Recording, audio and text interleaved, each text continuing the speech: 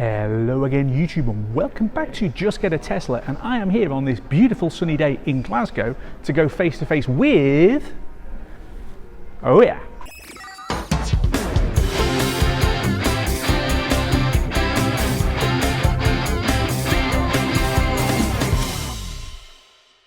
okay, I've been in here for all of 2 minutes just coming to say hello, and I'll be honest, it's not actually as insanely big as I thought that it might be.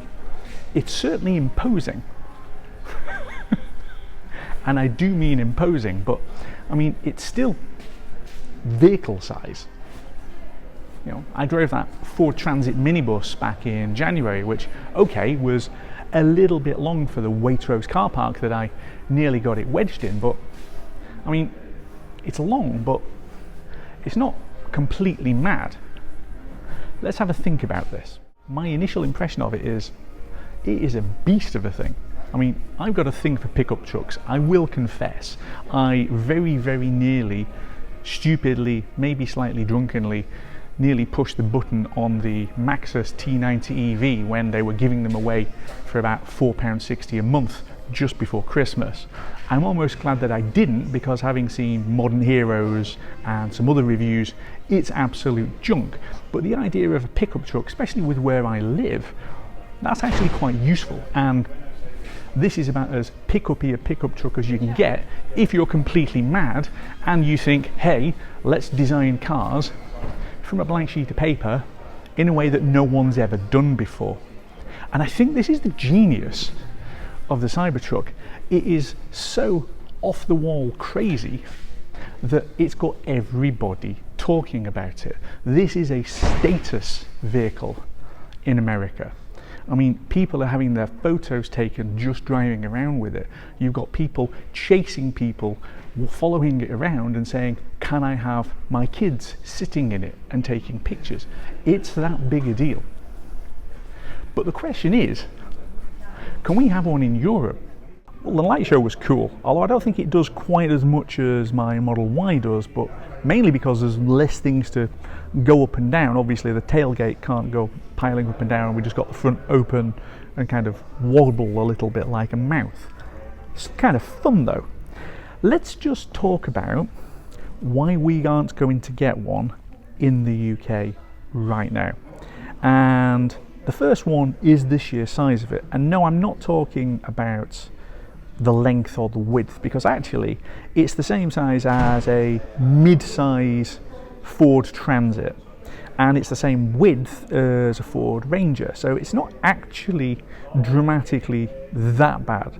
The problem, and it's a big problem, is weight. So truck behind me weighs 4.1 tons gross vehicle weight, so 3.1 for the truck and then a further ton of capacity in the bed.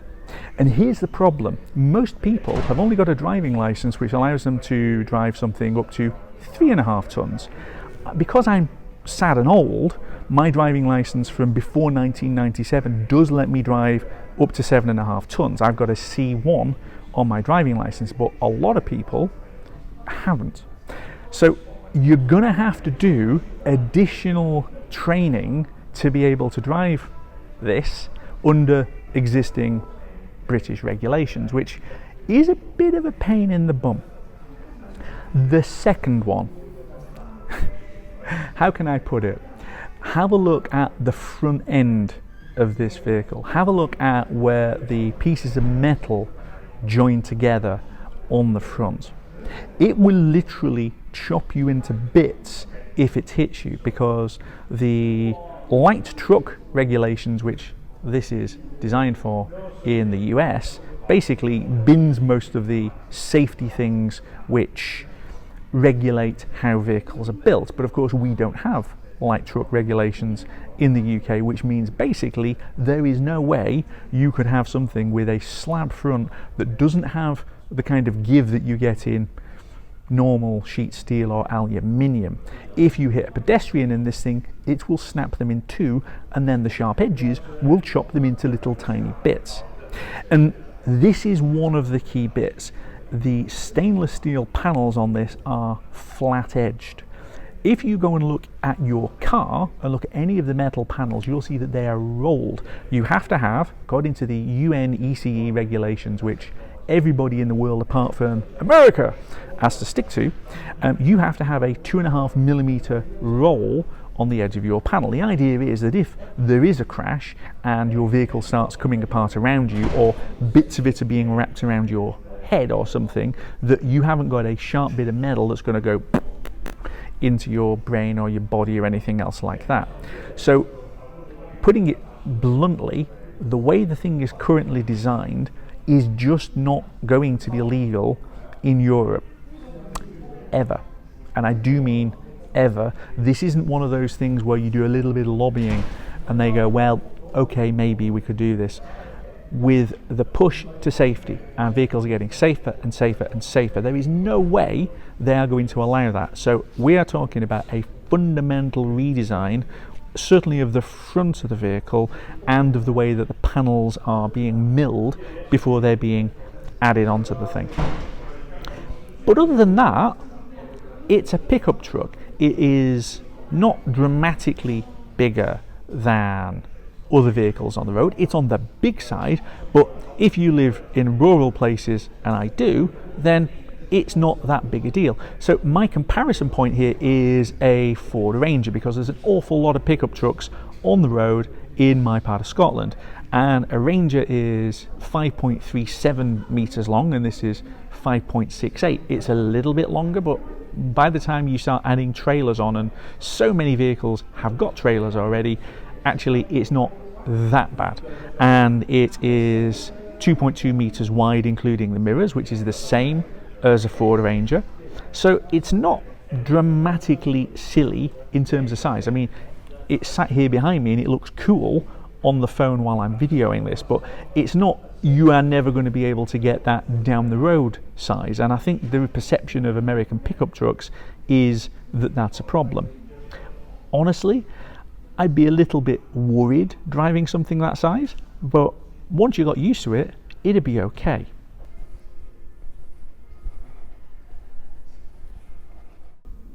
We do have to talk about some of the technology that's on this vehicle though, because whether or not Cybertruck gets Europeified or not, I'm absolutely certain some of the features on this are definitely coming to future Tesla vehicles.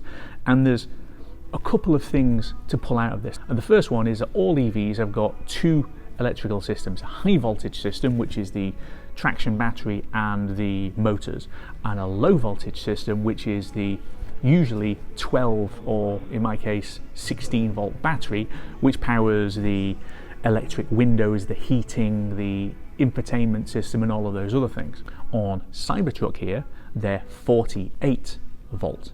Now, you might be wondering why that's an issue. And this is just about electrical engineering, and confession, I'm not an electrical engineer, but as I understand it, the higher the voltage, the less current gets drawn, and the less current gets drawn, the smaller the wires need to be and the less heat is generated. So in essence, higher voltage means less wiring. And for anyone who's had an old car where you start to get electrical bugs and things going on, wiring and wiring looms can be a real pain in the bum, because you've got to then go and trace wherever the fault is, and on this there are a lot less wires than you would get on 12 volt. Plus there's a simple reality of so many of the things that we have on our cars now use more power than a 12 volt system is going to be able to supply easily, because you basically then draw more power at a lower voltage, which again increases resistance, and you need more wire and thicker wire, and you get more heat. So going to a higher voltage makes a lot of sense from an engineering perspective. And of course the massive change on this is this has got two separate steerable axles, so all four wheels steer. And as I understand it, it's the first vehicle in the world that has got steer by wire. Okay, the first one in the world that's got steer by wire and no mechanical connection at all. So the steering wheel on this is not mechanically connected to either of the steering racks. And instead, you've got an electrical connection which sends signals to the electric motors, which then turn the wheels. What that means is that Cybertruck can have different amounts of lock dependent on where it is. So despite the fact that it's a big popper, it is very, very maneuverable from what I've seen on YouTube compared to anything else of its size. And because of course it's got four-wheel steering, the rear wheels can also turn to be able to make it even more agile. This is airliner technology. Any airliner that you fly on these days has got no mechanical linkages at all between the controls at the front and the flaps and the engines and anything else. It's all computer controlled and electrical impulses in wires. And yet with cars, we still have this thing that everything has to be mechanically connected because otherwise it's not safe. But you fly, don't you? So why on earth isn't this going to be safe as well? And just like an airliner, it's got layers of redundancy and multiple computers to make sure that if one fails, there's another one there to be able to back it up. Now, from a packaging perspective, what that means is that this vehicle, despite its huge size, is very neatly packaged because you don't have to have a steering column or any of the other mechanical bits. Everything can just be bolted and arranged in the most neat way possible, and without the connections to each other, you can change the packaging. It's the literal blank sheet of paper approach to building cars, which is what Tesla have become so good at. So I'm really expecting that a lot of the technology that's on this vehicle is going to come to future Teslas, whether or not we actually get one of these. Are we likely to get one in the UK, or even in Europe, or even anywhere in the world that isn't North America? And I think the answer is I hope so, because I don't think pickup trucks are a particularly big market for us in the UK, although in my part of Scotland there's quite a lot of them. But how can I put this? How about Australia? They've got loads of utes, haven't they? And look, this is a properly chunky, robust, go anywhere vehicle. So why not build them for Australia? And if you're building them for Australia, you're building them so that they can come here, because the same laws on vehicle design and regulations, essentially the UNECE, apply to practically everywhere and definitely to Australia. So if they can build an Aussie version of this, there's no reason that we can't have it. And if you think about it, that is where it gets really interesting, because this car is literally modular in terms of the way that bits of it are put together. So that is an assembly on a giant gigacasting. That is an assembly on a giant gigacasting. You can put the steering wheel wherever you want. You could put it in the back if you were crazy enough and the law let you, because it's not physically connected to anything. So making a right-hand drive version of this isn't really a problem. It's not like some of the fiddly engineering that's had to be done in the past, and I'm thinking Italian cars where you end up with a really small pedal box because of the fact that it was never really designed for right-hand drive, or some of the French cars that I've had in the past, Citroën, where there is no glove box really on the right-hand drive version because that's where the fuse box is. So there are packaging issues that you get for the UK, and this doesn't really have them. It's just really, really big, and especially really, really heavy, and sadly, really, really sharp. I think the side profile from here is the bit where it looks the most deranged, with the point on the top, which is completely mad, and a windscreen wiper, a single wiper, which is the biggest ever even thought of, and you're not kidding, it is absolutely potty. I genuinely love the rugged look though of these crazy wheel arches. These wheels are absolutely huge. And then you've got the fact that to open the doors, of course there's no handle. No. You see where all of the, hang on, let's see if I can zoom in on this. You see all of these fingerprinty bits there? Basically, there's a touch sensor, press that, another one there, and the doors open. That is not a conventional bit of design. But then again, nothing on this thing is a conventional bit of design. Is it? I mean, who designs anything with basically just straight lines. In fact, that's a reasonable challenge. The wheels are curved. Is anything else curved? Can I find a curve anywhere on this truck? Like, anywhere? I don't think I can. So to wrap it up, what do I really think about this? Well, I sent a picture to my wife and she said, it looks stupid. And you know what? She's probably right. But lots of cars look completely stupid when you first look at them, and then you get used to them, and then everyone designs cars that basically look the same.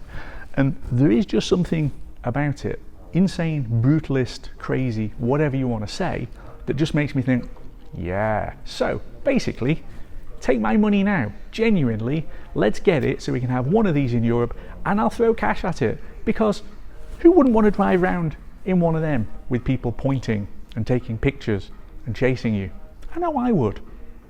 And on that slightly mad note, I think we're going to leave it there. Don't forget to like and subscribe if you haven't done so already. I've got so many new subscribers recently, which is absolutely fantastic. If you want to see me not driving a Cybertruck, make sure you subscribe, and then you can see me doing other Tesla related fun things soon. Other than that, we'll leave it there. So thanks very much for watching, and I'll see you back here very soon on Just Get a Tesla.